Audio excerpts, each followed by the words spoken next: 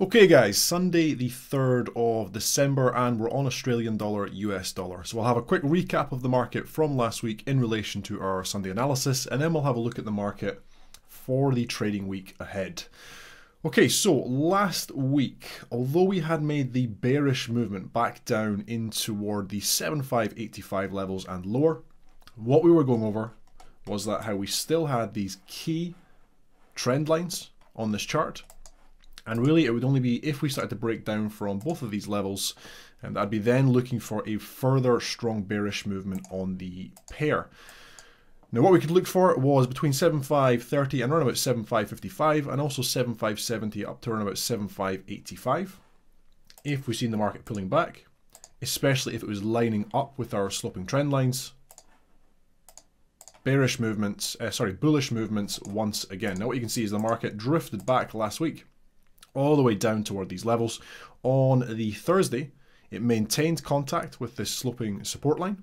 And then on Friday, we had the huge bullish movement back up toward our key levels at 7637 up towards 7656.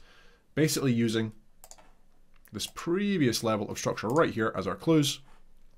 And you can see the market pressed up. It basically touched exactly at the levels, and then the rejection came back in once again.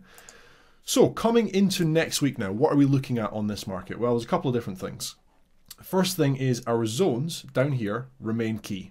We can continue to have these on the chart. If we see the pullbacks, the test at these levels, we can continue looking for potential bullish positions. So what we've potentially seen now is a double bottom forming at this area with the bulls stepping back in and coming back up to retest at this area of resistance, which is lining up with the center of that small double bottom.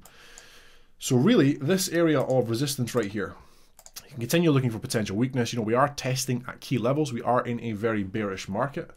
However, if we start to break up above this level now, I'd then be happy to look for the pullbacks, retesting at this area of structure,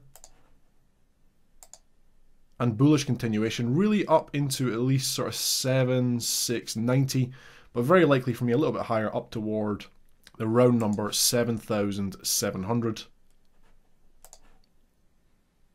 Basically this whole section of price action right here. Let's just get rid of these arrows. And what we can see in here also is from last week, this zone has given us a little bit more evidence as to the area of resistance. So really it's sitting down toward 7620. What I'm going to do is I'm going to actually take this as two zones, 7620 up to around about 7630, right here. Taking into account those spikes down, you can see the market just rolling over at those levels before we fall back down. We then press back up. We press back up to retest our key levels from last week. However, now we have a little more evidence. I'm happy to look at this for potential rejection also. If this double bottom is going to fail, you know, it's very, very likely going to come at this level or this level. If we see the market pressing up, testing, we see the weakness, we can look for the bearish positions, and then it's if we start breaking up above, as I've mentioned, we can start looking for that potential bullish continuation up toward the top of a range of price action that we were looking at from a few weeks ago. But at present, key support down below, both of these levels remain good to look for those potential bullish positions. Up above, resistance, resistance. If we start breaking up above this level of resistance, we can then start to look for the bullish bounce higher on this market.